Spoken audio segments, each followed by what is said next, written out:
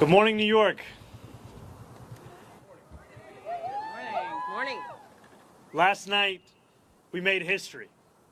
I'm so proud to be standing here today as the mayor-elect of the greatest city in the world. Over 2 million New Yorkers cast their ballots.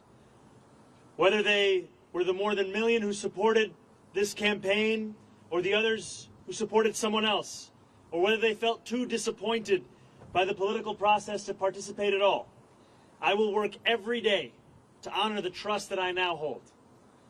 The poetry of campaigning may have come to a close last night at 9, but the beautiful prose of governing has only just begun. Good morning, everyone. Welcome back to 45th Perspective, where we dive deep into the politics shaping our world with nuance, facts, and a little humanity. Today, we're unpacking a political story that's as historic as it is symbolic: the election of Zoron Mumdani as the new mayor of New York City. Yes, you heard that right, the first immigrant in generations to lead the city that many call the capital of the world. His victory speech wasn't just another post-election formality. It felt like a manifesto for a new kind of leadership, one rooted in affordability, inclusivity, and the idea that government should work for people, not against them. Before we go deeper, make sure to like this video, subscribe if you haven't already, and if you'd like to support independent political storytelling like this, you can join us on Patreon at patreon.com/45thperspective. Section 1. The Victory Speech, 1 to 4 o'clock. Host. The video begins with Mumdani standing before a crowd in New York City. The tone isn't flashy, it's grounded, even humble. He opens by saying, "Last night we made history. And for a city that's seen countless politicians come and go, it did feel different." Over 2 million New Yorkers cast their ballots, and more than 1 million voted for Mumdani, a progressive candidate who managed to unite organizers, working-class families, and disillusioned voters who had long lost faith in City Hall. In his words, whether they supported this campaign, someone else, or felt too disappointed by the process to participate at all, "I will work every day to honor the trust that I now hold." That statement set the tone for his entire address. Unlike many victory speeches focused on celebration, Mumdani's was about responsibility. He reminded the audience that the poetry of campaigning may have come to a close, but the prose of governing has only just begun. That's not just a poetic line, it's a subtle promise. Governing won't be romantic, but it will be real. And that's what made this speech stand out. It wasn't just rhetoric, it was roadmap.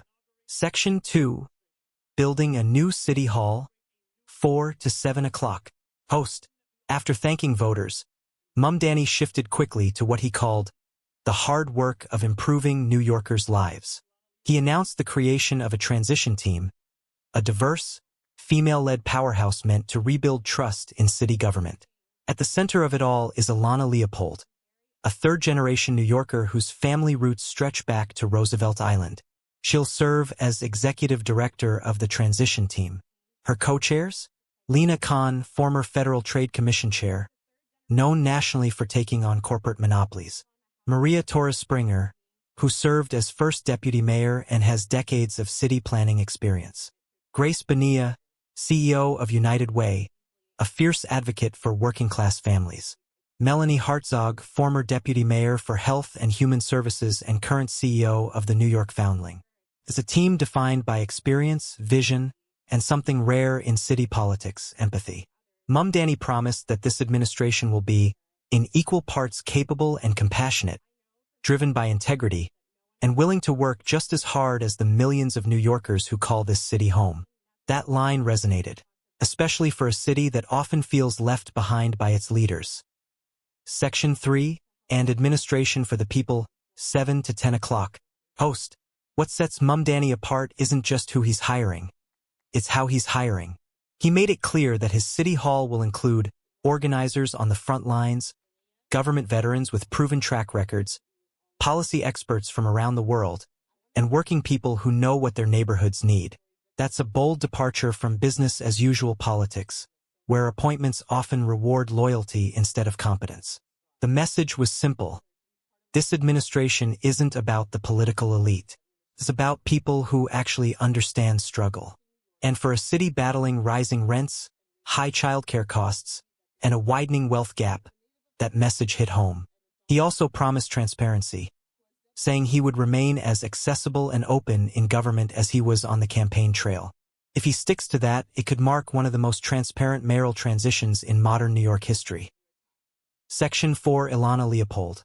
A personal testimony, 10 to 1300 hours. Host. Then came Ilana Leopold's speech. Heartfelt, personal, and deeply rooted in what makes New York, New York. She introduced herself as a third-generation New Yorker, raised in Mitchell-Lama housing, one of the city's key affordable housing programs, and educated at CUNY. She said, "I bring to this work a deep appreciation for the city's promise and a commitment to expanding it for others." But then, she added something striking. She's expecting a child soon. And in one of the most human moments of the entire event, she said she wants her daughter to inherit a future of possibility and opportunity. One where families like hers can rely on the universal child care that Mumdani campaigned on. It's a reminder that politics isn't abstract. It's personal. When policies like affordable childcare become part of someone's life story, they stop being talking points and start being moral obligations. That moment earned applause, and rightfully so. Section 5. The co-chairs speak, 13 to 2000 hours. Host. Next, the co-chairs stepped forward, one after another, to share what this new chapter means. Grace Bonilla, the CEO of United Way, began by acknowledging the campaign's core message, centering working New Yorkers. She reminded everyone that nearly 1.8 million city residents are currently without food benefits because of federal inaction, saying, "I am confident that Mayor-elect Mumdani will always stand by New Yorkers and fight against any federal encroachment that targets the programs our neighbors need to survive." Her words framed Mumdani not just as a local leader, but as a defender of the city's most vulnerable. Then came Melanie Hartzog, who leads one of the city's largest social service organizations. She said, "It all comes down to economics, paying rent, putting food on the table, taking care of your kids. That's what New Yorkers care about." That simple truth is powerful because in politics, it's easy to get lost in ideology and forget the basics. Hartzog praised Mumdani's campaign for speaking directly to those day-to-day realities and promised to help bring the brightest and most principled people into government. Then Lena Khan, known nationwide for her antitrust work, took the mic. Her focus, accountability, and fairness. She said Mumdani's victory represents a rejection of corporate dominance in politics, a clear sign that New Yorkers are tired of outsized corporate power and money dictating outcomes. In other words, this election wasn't just about policy, it was about power. Finally, Maria Torres Springer, a lifelong public servant, wrapped up the speeches. She called the campaign a movement for and by the people, and said she was proud to join an administration that would govern boldly and effectively on day one. Her optimism was contagious. Despite the headwinds we face as a city and as a country, the mayor-elect has rekindled something powerful, our shared faith in New York's capacity to do big things. That line perfectly captured the emotional core of the event. Hope, responsibility, and belief in what's possible. Section 6.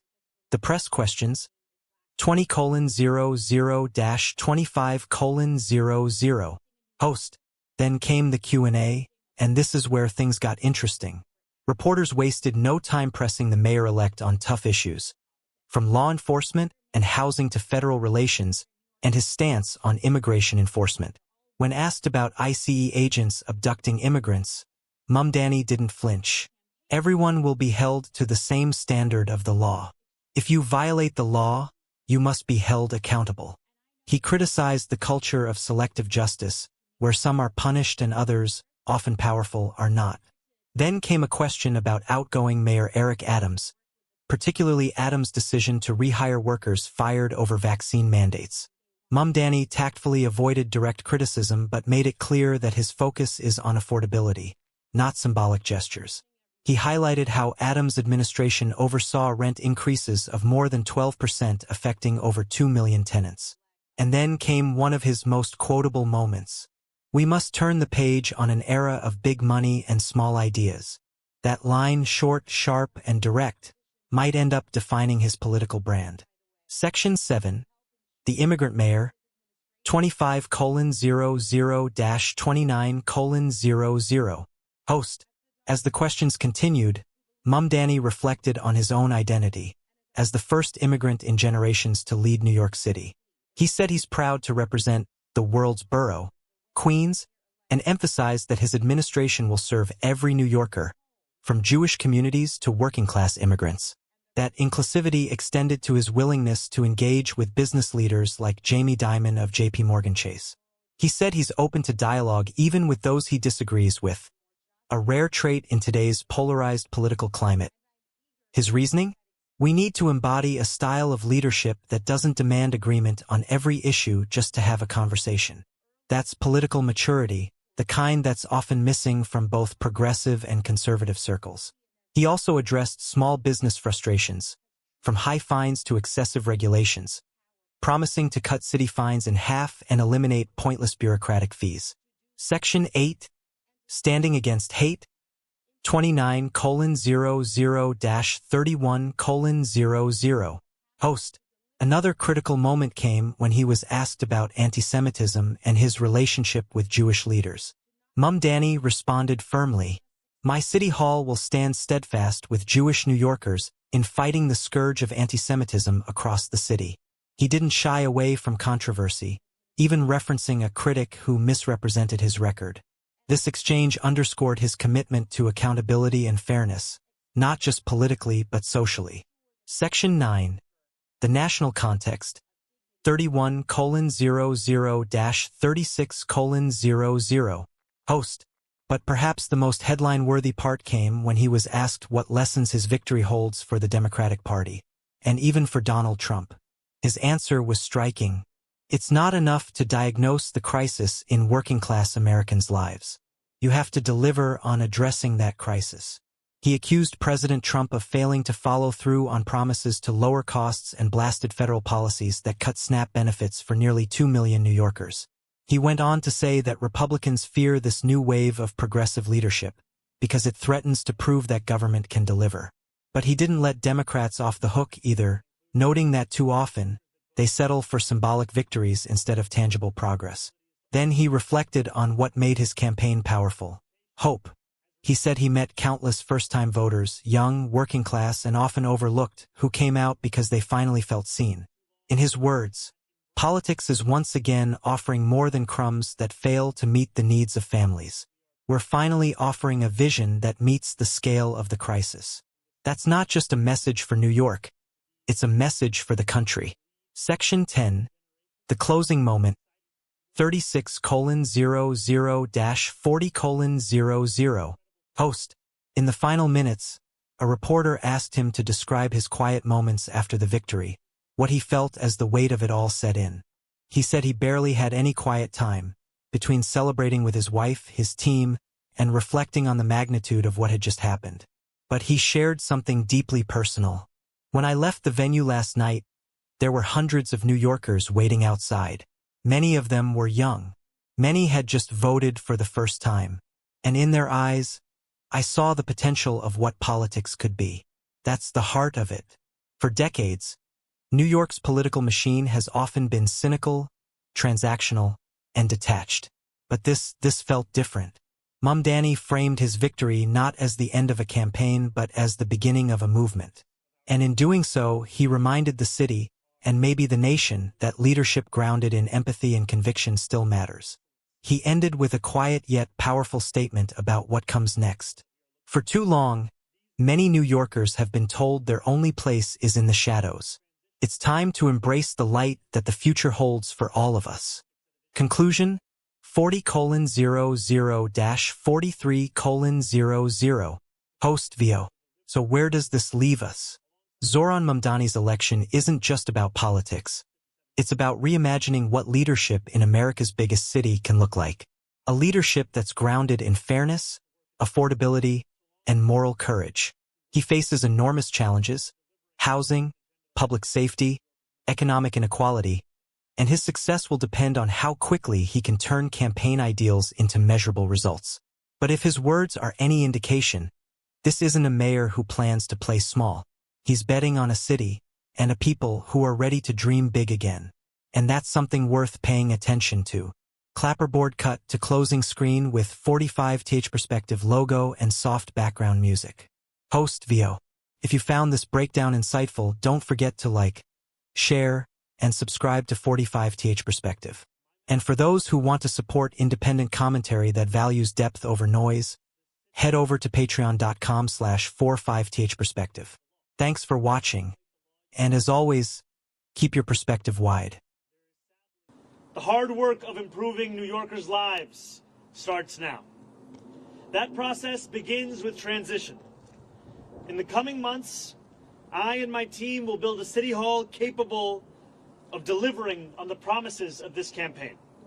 We will form an administration that is in equal parts capable and compassionate, driven by integrity, and willing to work just as hard as the millions of New Yorkers who call this city home. And central to that effort is a transition team that is defined by the excellence New Yorkers will soon come to expect from government. Our team will be directed by Ilana Leopold, whose roots in this city extend back to her grandmother running the trams on Roosevelt Island. She has extensive experience in city government and has been a key part of our campaign to become the next mayor of this city.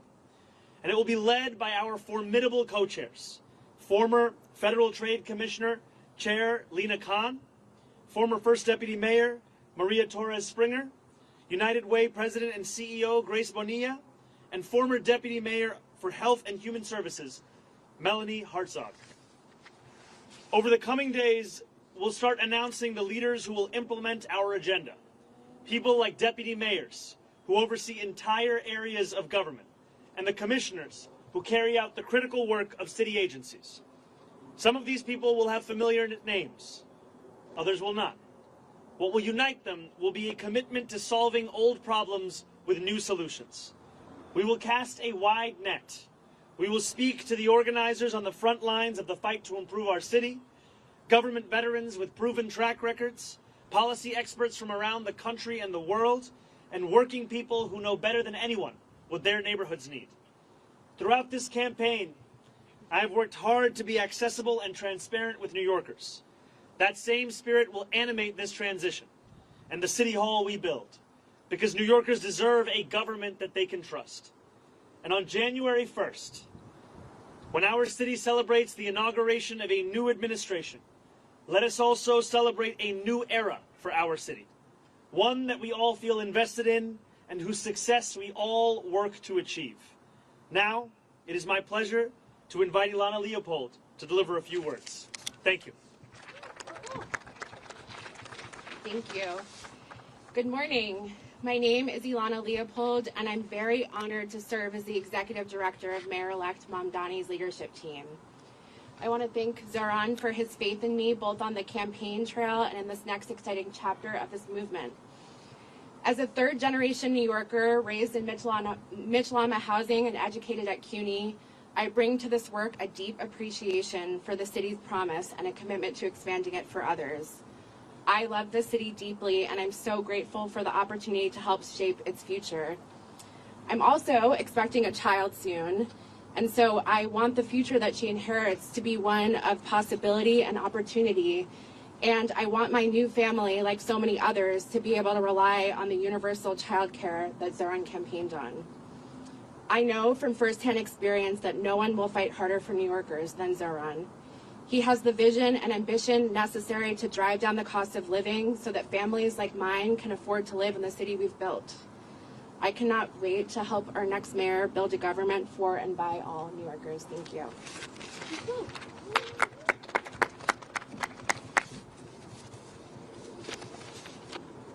Good morning. My name is Grace Bonilla, and I am excited to be with all of you today. I want to congratulate Mayor-elect Mumdani on his historic victory in a campaign that captured the imagination of so many and centered the needs of working New Yorkers as a North Star. I'm honored to be part of a transition team and eager to work with you to build an administration that will work tirelessly to ensure working New Yorkers can finally afford to live and raise their families in the city that they love. As a native of Queens and a daughter of Ecuadorian immigrants, who has dedicated my career to fighting for vulnerable New Yorkers, this appointment means a lot to me, particularly at a time when our immigrant communities and the people I serve are under attack. As we stand here today, 1.8 million New York City residents are without benefits to feed themselves and their families because of the inactions from the federal government. I am confident that Mayor-elect will always stand by New Yorkers and fight against any federal encroachment and that target the programs our neighbors need to survive. I look forward to helping him to build working to build an effective government that keeps every New Yorker safe, healthy, housed, and builds on the promise of our city and the brilliance of our people. Ahora en español.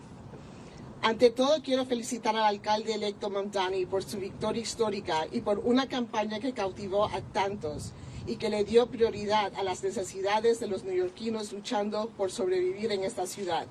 Estoy muy orgullosa de formar parte de su equipo de transición y estoy lista para trabajar con usted para construir una administración que se esfuerza incansablemente para garantizar que todos los neoyorquinos puedan finalmente vivir y criar a sus familias en esta ciudad que tanto amamos. En este preciso momento, 1.8 millones de residentes de la ciudad de Nueva York carecen de beneficios para alimentar a sus familias y a sí mismos, debido a la inacción del gobierno federal. Confío que en el alcalde electo siempre defenderá a los neoyorquinos y luchará contra cualquier acción federal que afecte negativamente a los programas que nuestros vecinos necesitan para sobrevivir. Espero poder ayudar a construir un gobierno eficaz que garantice la seguridad, la salud y la vivienda de todos los neoyorquinos y que aproveche el potencial de nuestra ciudad y el talento de nuestra gente. Muchas gracias.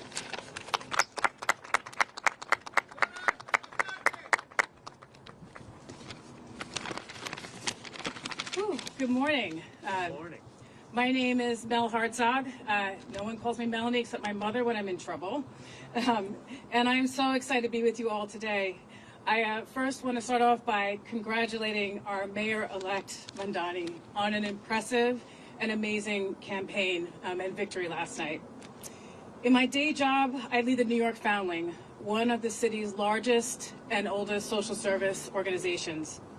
I previously served across 2 administrations as the Deputy Mayor for Health and Human Services, Director of the Office of Management and Budget, Deputy Commissioner for the Administration for Children's Services, among other roles. There's one thing I've been reminded of in this work, time and time again. It all comes down to economics. Paying your rent, putting food on the table, taking care of your kids. That's what New Yorkers care deep down about, and that's what the Mayor-elect has so successfully tapped into. It's my honor to join the Mayor-elect and this incredible group of women who epitomize public service to make sure that we bring the very best, brightest, and most principled people to deliver for our fellow New Yorkers on this moment of promise. Thank you so much. Good morning, everybody. It's great to see you all. I want to start off by just congratulating our Mayor-elect Mumdani on an incredible victory and a just remarkable campaign this last year. I think what we saw last night was New Yorkers not just electing a new mayor, but clearly rejecting a politics where outsized corporate power and money too often end up dictating our politics, and a clear mandate for change where New Yorkers can get ahead and where all workers and small businesses can thrive, not just get by. I think what we saw through the campaign was an operation that showed extraordinary discipline, rigor, talent, and I know that Zoron has the vision and courage to make sure that we can actually deliver. It's such an honor to get to be part of his transition team, and I'm so excited to work with the co-chairs to make sure that we are building an administration that can hit the ground running on day one and deliver for all New Yorkers. Thank you so much. Good morning, everyone. My name is Maria Torres Springer, and first and foremost, I want to congratulate the Mayor-elect on his extraordinary victory last night, and on building a campaign for and by the people. I'm so thrilled to join his transition team of extraordinary women, by the way, and help ensure that his administration is ready to govern boldly and effectively on day one. As the daughter of immigrants who believed in the promise of this country, and as a proud New Yorker who loves and believes deeply in this city, I have so admired the way the mayor-elect ran a campaign that reminded us that home is both our greatest challenge and the greatest hope for our future. I remain deeply proud of the work that I did across 3 mayoral administrations to make our city more affordable and more just. This has been my life's work.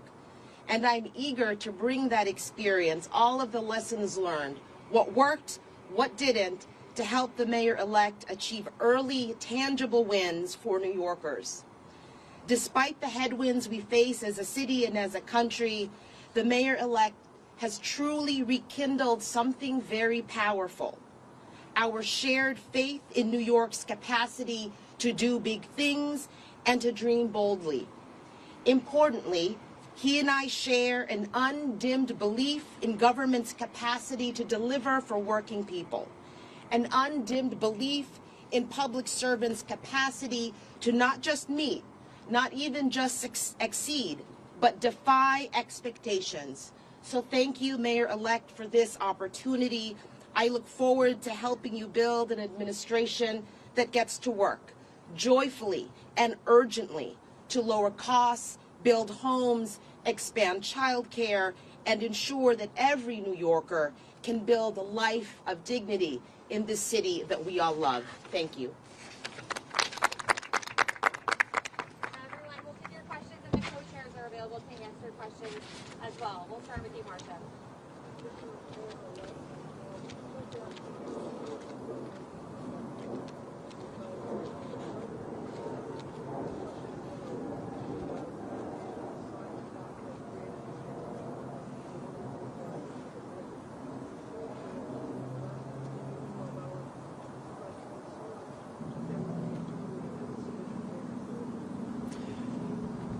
I look forward to being the mayor for every person that calls this city home. That includes the Jewish New Yorkers that voted for our campaign and those that didn't.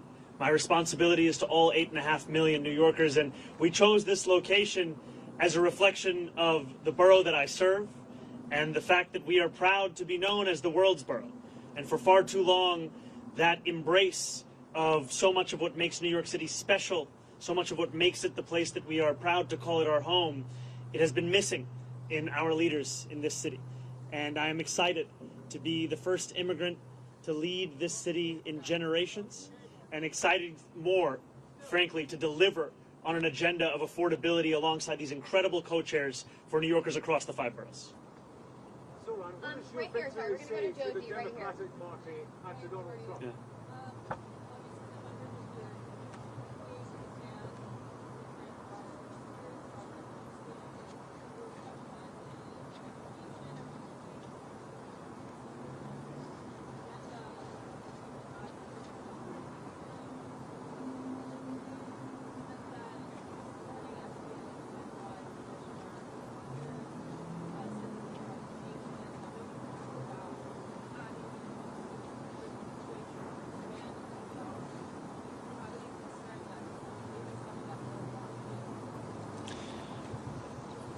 I look at these 4 incredible co-chairs of our transition team, and what I see are those who have had their careers defined by an excellence that we want to characterize the very city hall that we are looking to build.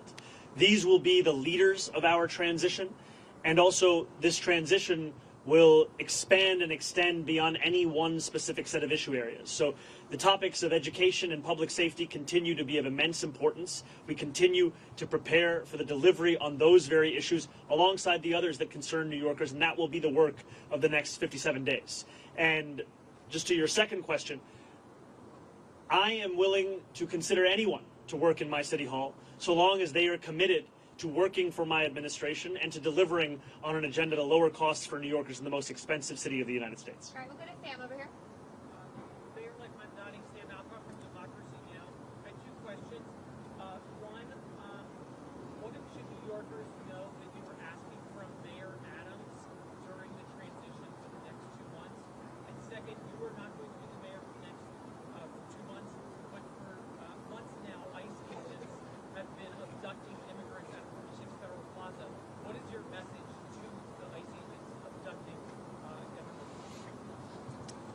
My message to ICE agents and to everyone across this city is that everyone will be held to the same standard of the law.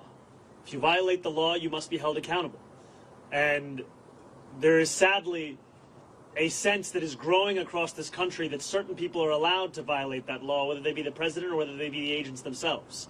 And what New Yorkers are looking for is an era of consistency, an era of clarity, an era of conviction. And that is what we will deliver to them. And I am looking forward to having conversations with Mayor Adams and his administration about the work of the transition to ensure that the handover is a seamless one and that it is one that benefits the shared work we all have to deliver for the people who call the city home. Thank you, Andrew. Thank you. Everybody's asking too.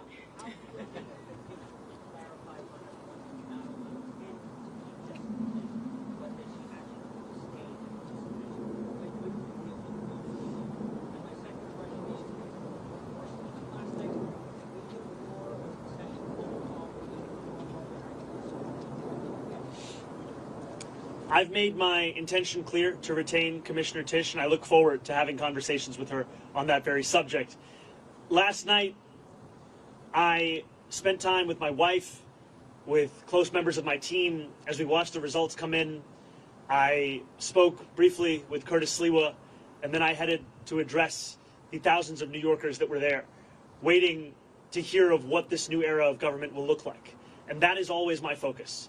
Not on the candidates of this past election, but rather on the people that are so often left behind by our politics, and I look forward to serving them. Yeah, Morgan, go ahead. Hi, sir. How are you? Doing well. How are you, Morgan? Hanging in there. So just two more questions. Mayor Eric Adams just announcing that he plans to offer former employees who were terminated for refusing the second COVID vaccine, offering them to have the opportunity to get their jobs back. Hoping you can react to that. I know that this happened, but also just more broadly, he's also talking about stacking the rent guidelines more. What do you think about some of these efforts that he's making in these last final days to potentially make your job more difficult?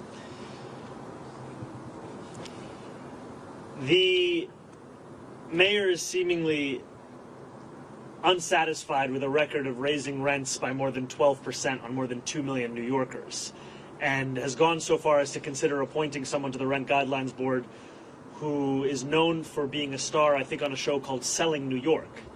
And in many ways, that's the description of what he wants to do over these next few months. I continue to believe in the importance of delivering relief for the 8.5 million people who love this city, who live in this city, but cannot afford to continue to be here. And last night I spoke of Wesley, an 1199 organizer that I met outside of Elmhurst Hospital less than a week ago.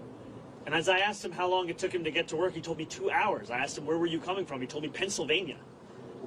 That, for many New Yorkers, is now the reality, where they have to live elsewhere because they can't afford to live in the place that they love. And that has to be our compass in guiding the work that we do to ensure that we can make this a city that is livable and make this a city that finally turns the page on an era of big money and small ideas. Thank you. Yeah, I'll go to Holly right here.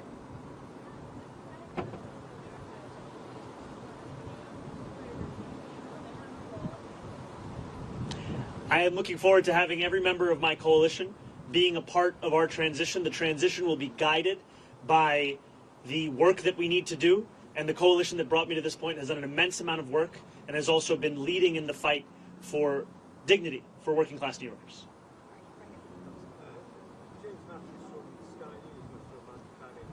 Tell me I- what you think the lesson is of your victory for the Democratic Party and for Donald Trump. Well, first, I just have to say I've spent many days in my youth watching the transfer window close, final hours on Sky News, so it's a pleasure to have you here. What's your team? Yeah, I'm an Arsenal fan.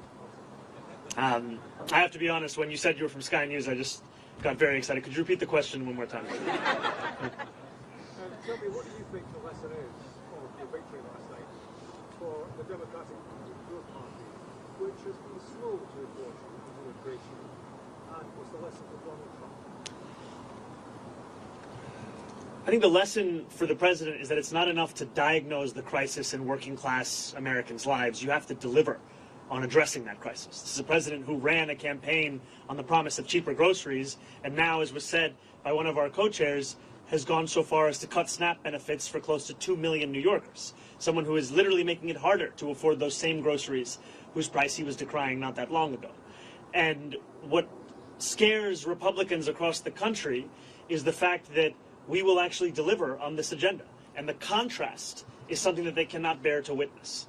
And I try to keep my focus similar to that cover on the New Yorker where the world ends at New Jersey, and thinking about what this means for our city instead of for our nation. And I will tell you that for our city, what left me with such great hope last night were the stories from so many New Yorkers who had never voted before, who had lost hope in politics years ago. And to stand here before you, having received over 1 million votes in an election that saw turnout the likes of which we haven't seen since 1969, it shows that politics, once again, is offering more than just a settling for the crumbs that are not able to meet the needs of so many families across the city. We are finally offering a vision that can meet the scale of the crisis in working class New Yorkers' lives. Thank you. Thank you very much. Please.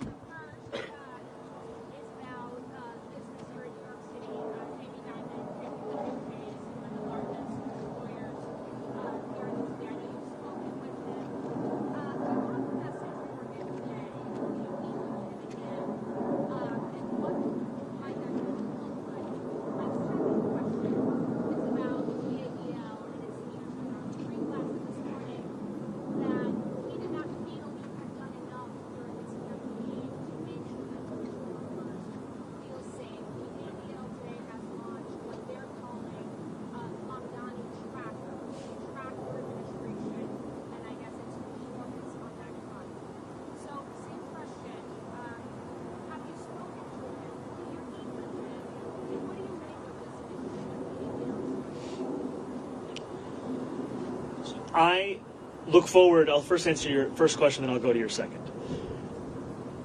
I look forward to meeting with Jamie Dimon and meeting with anyone who is concerned about the future of our city and is invested in the vitality of that same city. And these are not very different from the conversations I had over the course of this campaign with many business leaders who, while we may have disagreements on fiscal policy, we also found many areas of agreement as to what the city actually needed. And I think it is critically important that we start to embody a style of leadership that does not demand agreement across every single issue in order to even have a conversation. We need to be able to deliver for New Yorkers, and that means to meet New Yorkers, even those with whom we have any disagreements. So I look forward to having those kinds of meetings, be it with Jamie Dimon or be it with other business leaders, and continuing to show that our affordability agenda is an agenda that would also benefit businesses across the city. Because what I've heard from many of those same business leaders is that the inability for city government and state government to provide universal child care has led to businesses sometimes having to provide stipends to their own employees given the expense of that child care. Makes sense because child care in this city costs an average of $22,500 a year, which is a burden that many families cannot bear. And I also look forward to streamlining the regulations within city government. I'm someone who believes deeply in the public sector, believes deeply in public regulation, and I also believe if I cannot give you an answer as to why a regulation exists, then it likely doesn't have a good reason to exist any longer. And that extends to when a restaurant owner told me of the $25 a year he has to pay the city for the right to sell a frozen dessert. And it also extends to the way in which we fine and fee small businesses across the city, which is why we've committed to cutting that in half. And I have not spoken to Jonathan Greenblatt. I take the issue of anti-Semitism incredibly seriously. And last night in my speech, I spoke about how my city hall will stand steadfast with Jewish New Yorkers in fighting the scourge of anti-Semitism across the city and making that clear in the actions that we deliver on from January 1st. And I look forward to working with Jewish leaders across this city, whether they be elected officials, whether they be rabbis, whether they be community leaders, to deliver on the promise of not just protecting Jewish New Yorkers, but celebrating and cherishing them in this same city.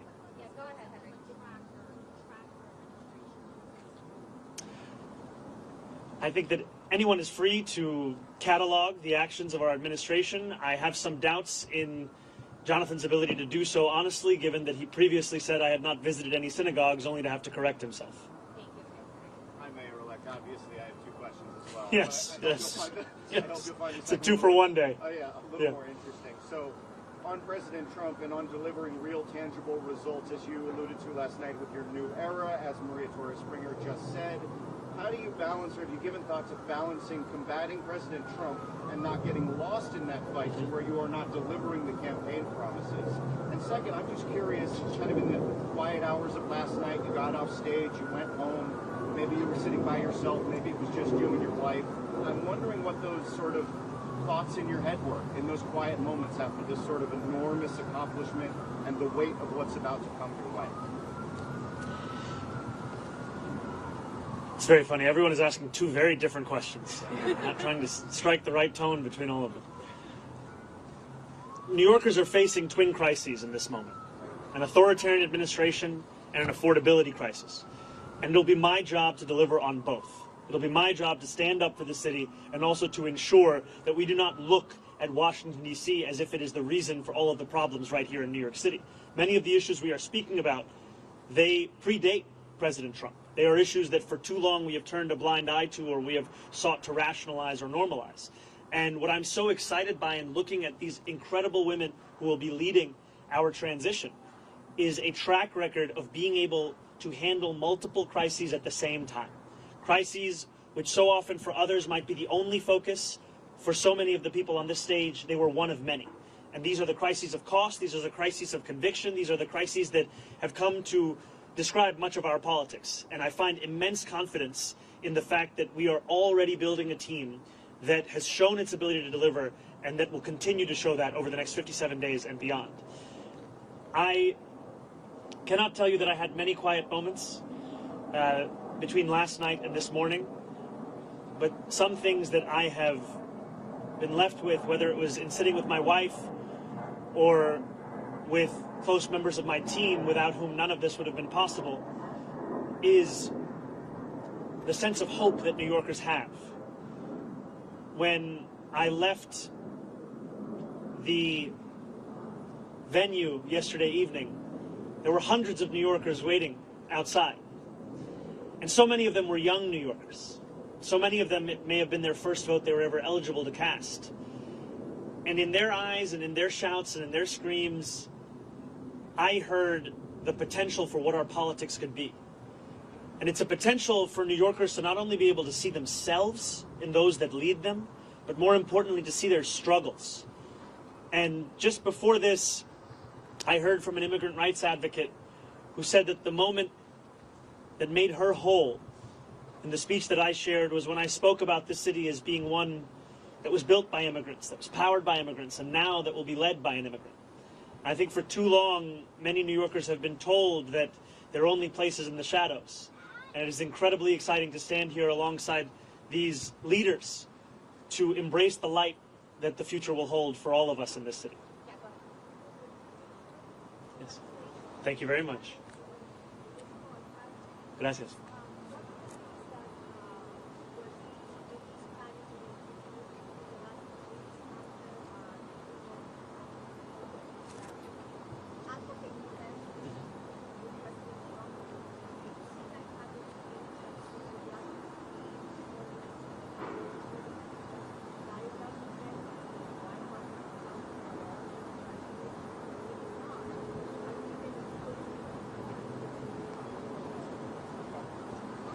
The White House hasn't reached out to congratulate me. I continue to be interested in having a conversation with President Trump on the ways in which we could work together to serve New Yorkers, whether that be delivering on his campaign promises around cost of living, or the many issues that New Yorkers have been sharing with me about the drastic impacts that the legislation that President Trump has ushered through Washington will mean for them and their lives. Too often we understand these impacts solely at an individual level, but if we just speak a little bit more about SNAP benefits, these are not just affecting the close to 2 million New Yorkers who are on SNAP, these also affect the grocery stores across our city. There were a number of mom and pop owned grocery stores that spoke to me about the fact that in the Bronx, SNAP revenues make up more than a quarter of all of their revenue. And this has the impact of decimating their ability to keep their doors open. And so I look forward to having those conversations and to making clear that if there is ever anything to be spoken about that could benefit the people of the city, I am ready and willing to speak to anyone about it. But if it is a conversation to come at the expense of those people, then I will fight that idea tooth and nail, because my job is to serve this city.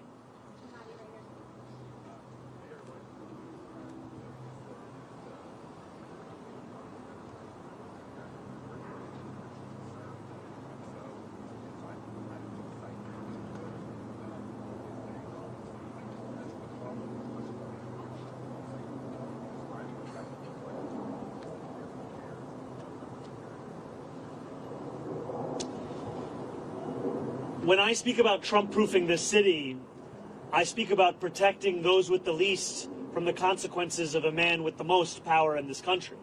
It is in part a reference to the need to ensure that any fight for additional revenue is one that also looks to try and protect those same New Yorkers from these kinds of cuts to the greatest extent that we can. And it's also a commitment to ensure that so many of the storied parts of city government return back to the moments where they were on the front lines of fighting for dignity and civil rights, and I think specifically of our city's law department. This is a law department that, when you think of the seminal civil rights cases of this country, they were there. And yet today it has 200 fewer lawyers than it did before COVID. This is an example of a lack of interest from an administration in ensuring that we are investing in the tools that have been proven to protect those same New Yorkers. And I will not mince my words when it comes to President Trump. I will continue to describe his actions as they are, and I will also always do so while leaving a door open to have that conversation, because it cannot be understood as if it is an argument between two individuals. I am looking to lead this entire city, and everything that I do must be to the benefit of this city, and I look forward to delivering for that same city. Yeah, Aki, right here. Yeah, hi. Hey, how's it going, Aki? After your win last night, a lot of critics went to our comment section in the social media newsroom we run, saying, talk to the Mumdani supporters in 6 months, see how they feel. Talk to them in a year, see how bad it's going to get. Do you have any comments on how those folks are reacting and how you're going to prove it? Well, first I'd say we've come a long way since that conversation in Astoria Park, and it's lovely to see you here. You know, I think there were many who said similar things when we launched our campaign on October 23rd. Talk to the campaign in 6 months, talk to the campaign in a year, see where they are. And what we've shown is that the hunger, the dedication, the commitment to excellence and delivering in the ways in which we have been told are impossible, this is what will typify our efforts. It has thus far. This is what will describe them moving forward. And the passion, as Maria had said, of an undimmed potential for government to meet the needs of working people across this city, that is something that we fully intend to deliver on. These were not words that were shared as a means by which to inspire people for the purpose of an election. These were commitments that were made that we intend to deliver on to ensure that New Yorkers can live in the city they call home.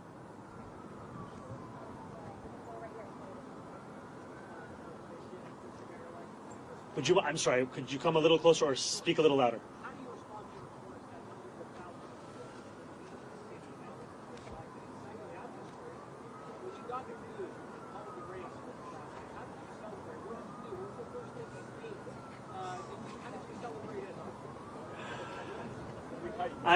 I think the first thing I did was drink some water, and it took a moment for it to settle in.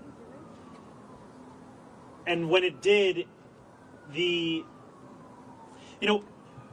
oftentimes this job is described with the language of burden, responsibility, pressure. And those things are true. But what is lost is opportunity. And that is really what I felt in that moment when this race was called, the opportunity we have to deliver for people who have come to expect so little from the politics of their city. And that is an opportunity that is at the heart of what motivates me each and every day.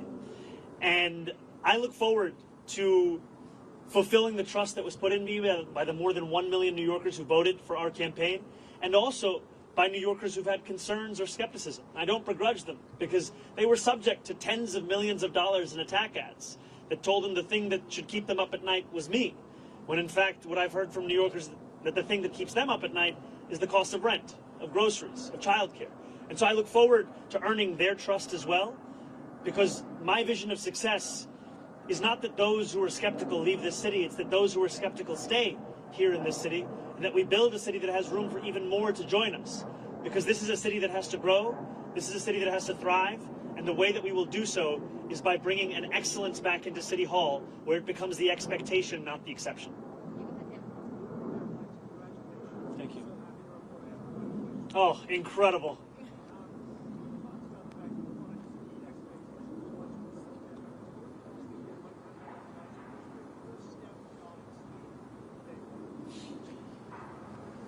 My first day in City Hall will look like my last day.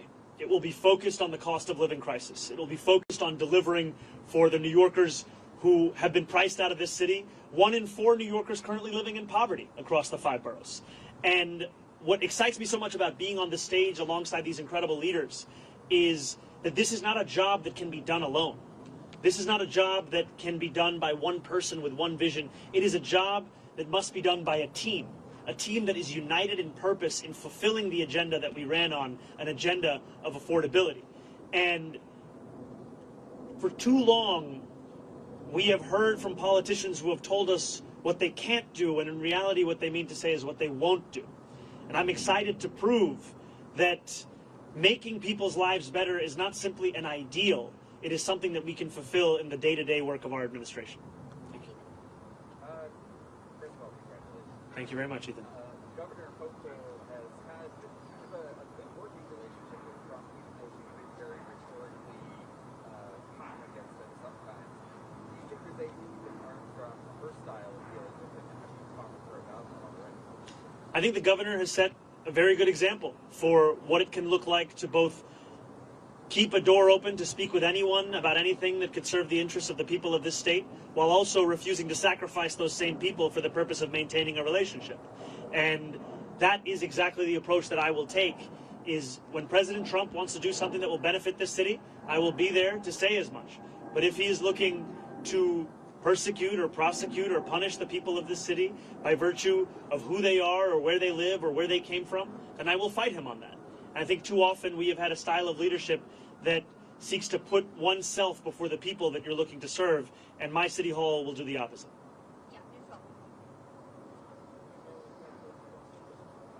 Oh, thank you.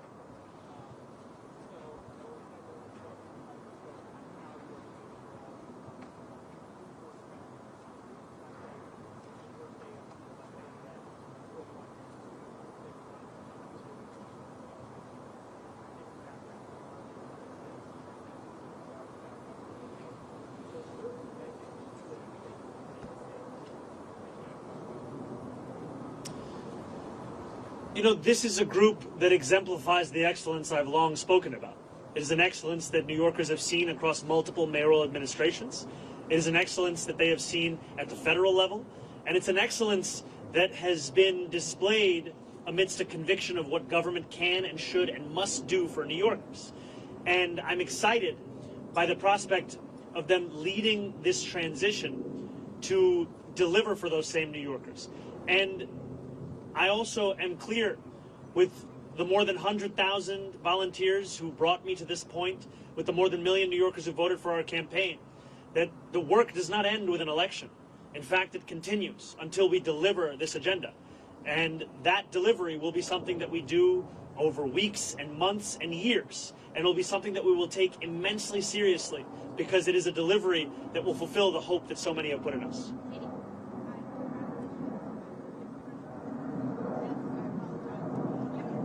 Could we do the first one? I'll answer, then we go to the second one? Perfect. Yes.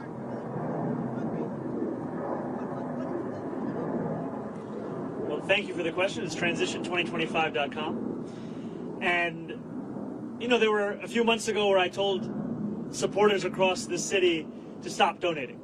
And today I am asking them to start once again. And I am asking them to do so because of the fact that a transition that can meet the moment of preparing for January 1st is one that will require staff, it will require research, it will require infrastructure. And those are things that we will have to provide. And I'm excited for the fact that it will be funded by the very people who brought us to this point, the working people who have been left behind by the politics of the city.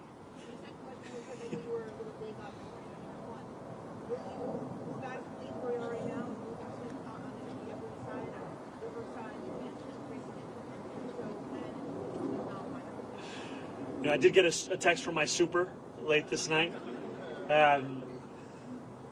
Look, I have been told time and time again, and I've embraced it, to not measure the drapes. And here I am the day after being asked to use a ruler. And I will tell you that my focus right now is on the transition team. I will speak with my wife. I will think about this further, but when I have something to share, it will be done so publicly. Andrew Cuomo did it.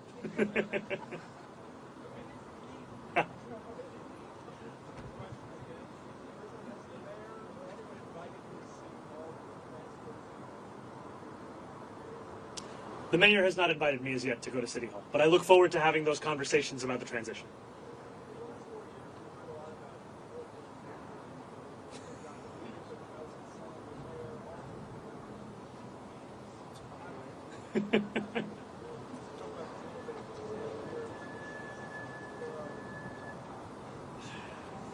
I don't see it as a question of which borough is on top. I am looking to serve every single one of the 5 boroughs. And in each of these boroughs, I find so much of the inspiration of the work that we have to do in City Hall. And I'm also proud to represent Queens in the state legislature. I'm proud to be a resident and an assembly member for Astoria and for Long Island City. And I'm proud that we are standing here today in the world's borough to embrace what gives so much meaning as to what it means to be a New Yorker here in this moment today. This guy's trying to get me to go against other boroughs. Unbelievable. Where's the suit? Good to see you.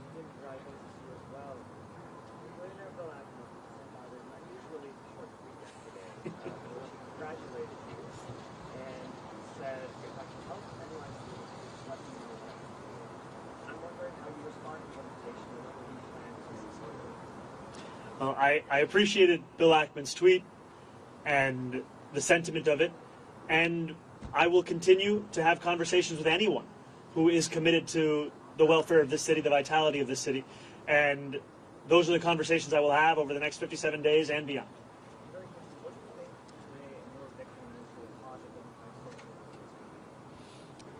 I can tell you what it means in this city. It means that the idea of a politics built around the delivery of dignity to each and every person who calls this city home, that politics is alive and well. And for too long, we have spent our time debating who deserves that dignity, as opposed to delivering it to each and every person who calls the city home.